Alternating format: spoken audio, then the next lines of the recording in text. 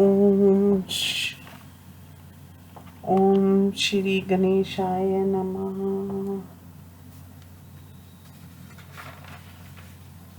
श्री शिव महापुराणे रुद्र संहिता पंचमे युद्धखंडे अथैक विंशो अध्याय। सनत कुमार उवाच ते गणाधिपतिं दृष्टा नन्दिं मुक् क्षन्मुखान् शार्दभ्यधावन्त दण्डुयुद्धाय दानवा नन्दिनं कालनेमिक्ष शुम्भो लम्बोदरं तथा निशुम्भषण्मुखं देव मम्भ्यधावत् शङ्किता निशुम्भं कार्तिकेयस्य मयूरं पञ्चभिशरे हृदि विव्याधवेगेन मूर्छिता स पपात तथा शक्तिधरा क्रुद्धो बाणे पञ्चभिरेव च विव्याध सयन्दने तस्य हयानन्तरामेव च शरेण नायनयेन तीक्ष्णेन निशुम्भं देववैरिणं जघान तरसा वीरो जगर्जरन्दुमर्द असुरोऽपि निशुम्भाख्यो महावीरोऽतिवीर्यवान् जघान कार्तिकेयं तं गर्जन्तं स्वेषु नारणे तथा शक्तिं कार्तिकेयो यावच्च ग्राहरोषता तावन्निशुम्भो वेगेन स्वशक्त्या तं पातयात् एवं बभूव तत्रैव कार्तिकेयनिशुम्भयो आहवो हि महान् व्यास वीरशब्दं प्रगर्जतो ततो नन्देक्षरो वाणी कालनेमिमविद्यत सप्तभिक्षं हयान् केतुं रथं सारथिमाञ्चिनत्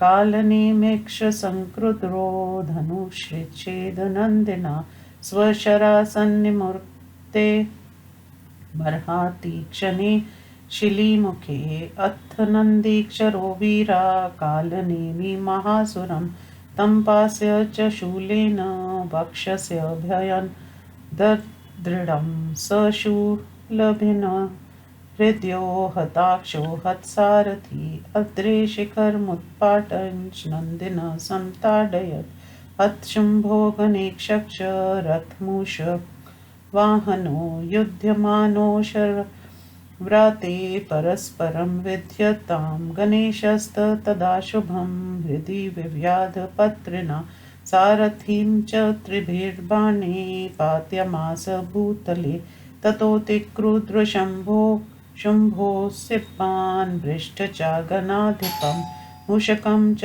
त्रिभिर्वृत्वा ननाथ जलदस्वन मूषक्षरभिनाशङ्चाल्दृढवेदना लम्बोदरक्षता पतिता पदातिर्भवत्सहि ततो लम्बोदराशुभं हत्वा परशुना हृदि अपातयत्तदा भूमौ मूषकं चारुरोहस समारायोधयत् शम्भूत् पुनर्गर्ज मुखो विभू त्वं प्रहस्यावधीत क्रोधातोत्रेणेव महाद्वीपं कालेनेमि निर्शुम्भक्ष हौबालम्बोदरं शरे युगपञ्चखनत्तु क्रोधादाशी विश्वसमैर्दूतं तं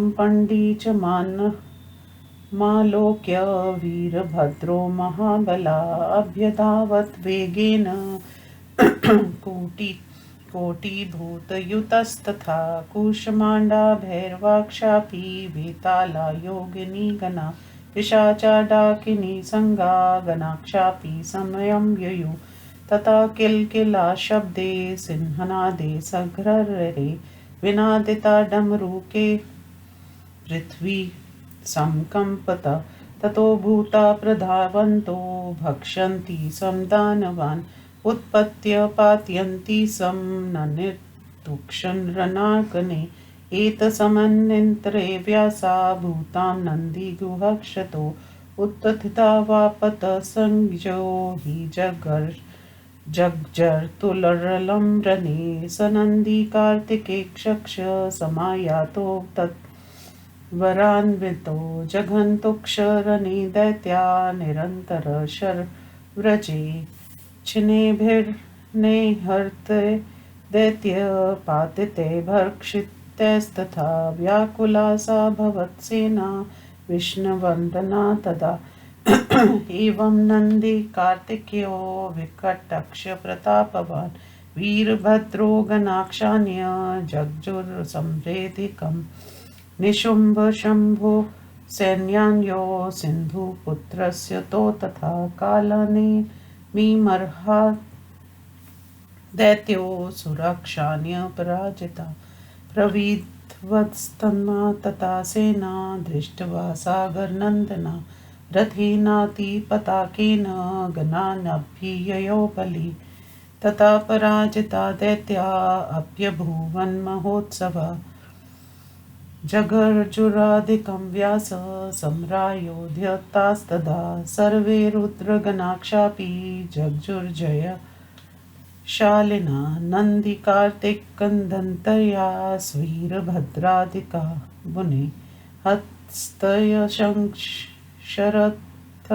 संहादा शङ्खभेरीवस्तथा अभवत्स्तिन्नहादाक्ष सेन्योरुभयोस्तथा जलन्धर शरव्राते निरिहार पटलेरिव ध्यावा पृथ्वीयरो छन्नामन्तरा सम्पद्यत शैलन्दी पञ्चभी विद्वदा गणेशं पञ्चभीशरे वीरभद्रं च विशन्त्या ननाज्जलतस्वन कार्तिकेयस्ततो दैत्यं शक्तया विव्याध सत्वरं जलन्धरं महावीरो रुद्रपुत्रो ननाद च सघूर्णनयनो दैत्य शक्तिनिर्भिन् देहका पपात भूमौ त्वरितमुद्ध तिष्ठन् महाबलात् तथा क्रोध परितात्मा कार्तिकेयं जलन्धर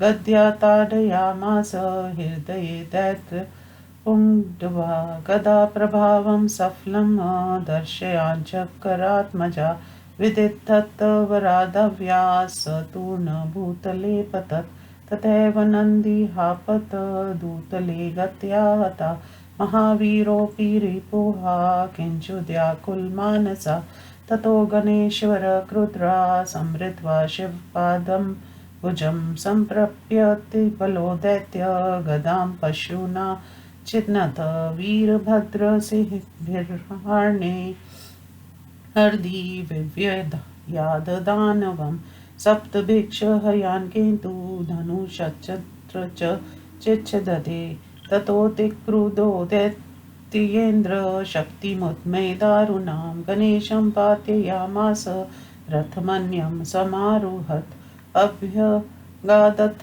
वेगेन स दैत्येन्द्रो महाबल विज्ञान्य हद्रान्तं वे वीरभद्रं रक्षान्वित् वीरभद्रं जगानाशु तीक्षेण विशिखेन तं ननाद च महावीरो दैत्यराजो जलन्धरा वीरभद्रोऽपि संक्रुद्र सिद्धारेण चेशुना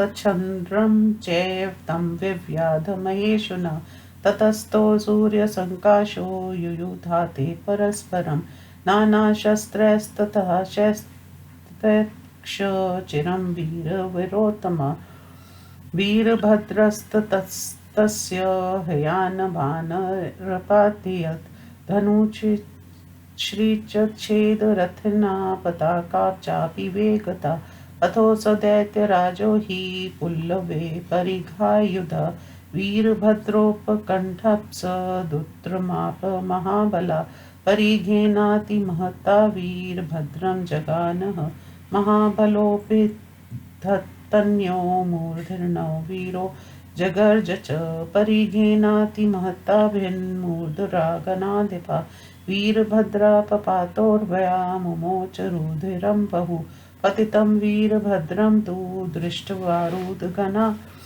भयात् अपागच्छन्नरं हित्वा क्रोशमाना महेश्वरम् अथ कोलाहलं श्रुत्वा गणानां चन्द्रशेखरा निजपाक्ष स्थितान् वीरान् पृच्छद्रन् सत्तमान्। शङ्करवाच किमर्थं मद्रानाहि महाकोलाहलोऽभवत् विचार्यतां महावीरा शान्तिकार्यं मया ध्रुवम् इति यावत् स देवेशो गणान् न प्रच सादरं तावदगन्वरारस्ते हि समायता प्रभुं प्रति तान् दृष्टा विकलान् रुद्रं पप्रच्छ कुशलं प्रभु यथावते गणावृत्तं समाचक्षुक्ष विस्तरात् तच्छ्रुत्वा भगवान् रुद्रो महालीलाकार प्रभु अभ्यं दत्तवांस्तेभ्यो महोत्साहं प्रवर्धयन् इति श्री शिव महापुराणे द्वितीयां रुद्रसहितां पंचमे युद्धखण्डे जलंधर वधोपाख्याने विशेषयोद्धवर्णन नामेकविंशतितमोऽध्याय। हिंदी अनुवाद। सनत कुमार जी ने कहा, वे दैत्य गणों के स्वामी नंदी गणेश तथा कार्तिक को देखकर क्रोध से द्वंद्व युद्ध करने के लिए दौड़ कर आए। नंदी के साथ काल नेमी शुंभ, गणेश जी के साथ निशुंभ, कार्तिक के साथ युद्ध करने के लिए शक्ति मन से आए। निशुंभ के ने कार्तिक के मोर को 5 बाणों से हृदय में मारकर घायल कर दिया, जिससे वह मूर्छित होकर भूमि पर गिर गया। तब क्रुद्ध होकर कार्तिक ने 5 बाणों से निशुंभ का रथ, घोड़ों तथा सारथी को मारा। एक बाण से देवताओं के वैरी वीर तथा युद्ध करने के अभिमानी निशुंभ को मारा। वह बाण लगते ही गरजने लगा। अत्यंत शक्तिशाली महावीर निशुंभ ने गरजते हुए अपने बाण में युद्ध भूमि में कार्तिकेय को मारा। जब तक क्रोध में आकर कार्तिक ने शक्ति अस्त्र को लिया, तब तक निशुंभ ने वेग से अपनी शक्ति से उसे गिरा दिया। हे व्यास जी, इस प्रकार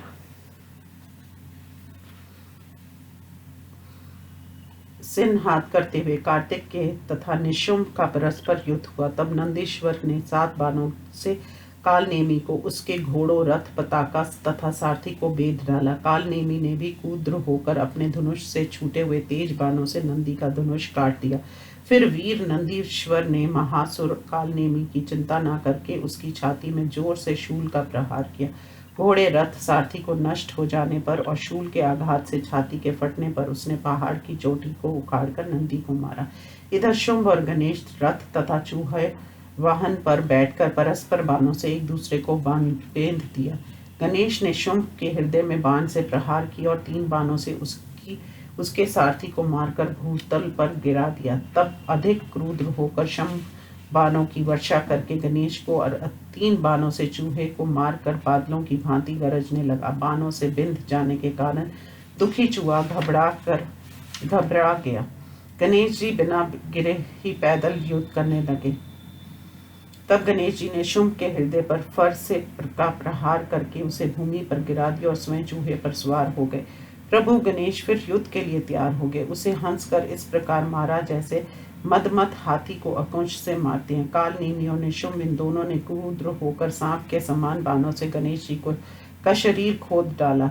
गणेश जी को इस प्रकार पीड़ित देखकर महाबली वीरभद्र करोड़ों गणों को लेकर बड़े वेग से उस पर टूट पड़ा। कृष्णा, मूढ़, भैरव, वेताल, योगनिया, पिशाच, डाकनिया और शिवगण भी वहां पहुंच गए। तब किल किल, घर घर, सिंहात तथा डमरू के शब्दों से गुंजायमान पृथ्वी कांपने लगी। तब भूतगण दौड़कर दैत्यों को खाने लगे, उछलकर उन्हें गिराने लगे और रणभूमि में नाचने लगे। हे व्यास जी, नंदी और कार्तिक के होश में आ गए और उठकर रणभूमि में गरजने लगे। वे नंदी और कार्तिक के शीघ्रता से रणभूमि में आकर अपनी बाण वर्षा से दैत्यों को मारने लगा। छिन्न भिन्न मृत पतित भक्षित दैत्यों की वह सेना उस समय दुखी होकर घबरा गई। इस प्रकार विकट प्रतापी कार्तिक के गणेश, वीरभद्र, नंदी तथा अन्य गण युद्ध भूमि में गरजने लगे।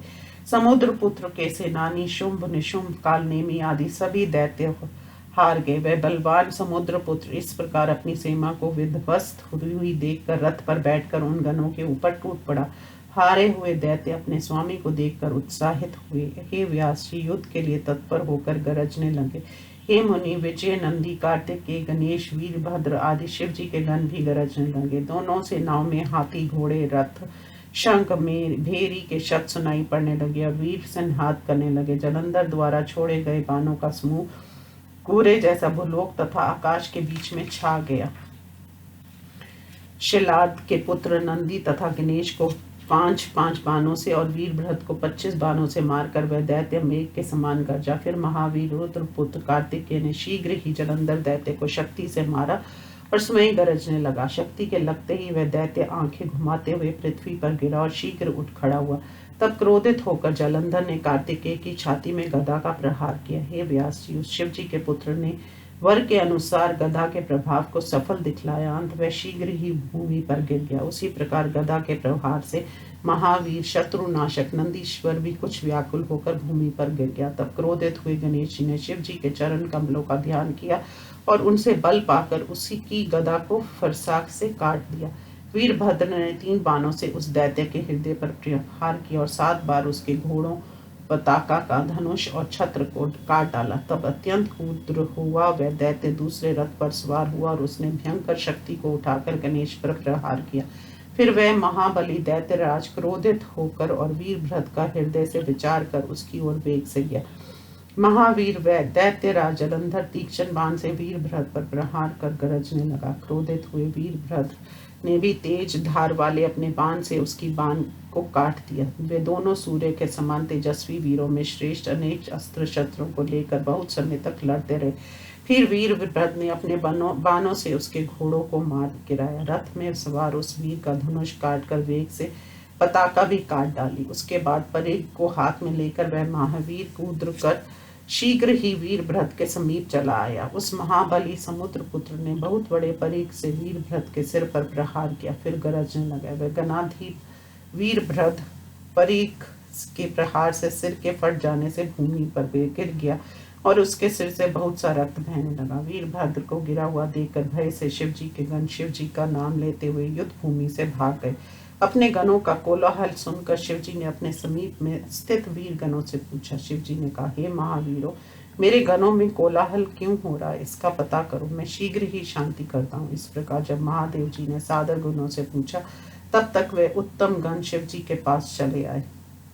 उनको व्याकुल देखकर शिव जी ने कुशल पूछी और उनके गणों ने जैसा युद्ध भूमि में हुआ उसे विस्तार से सुनाया। ये सुनकर महान लीला करने वाले प्रभु भगवान रुद्र ने उन्हें अभयदान देकर उन गुणों का उत्साह बढ़ाया। इस प्रकार शिव महापुराण में विशेष युद्ध वर्णन नामक 21वां अध्याय संपूर्ण हुआ। ओम नमो शिवाय।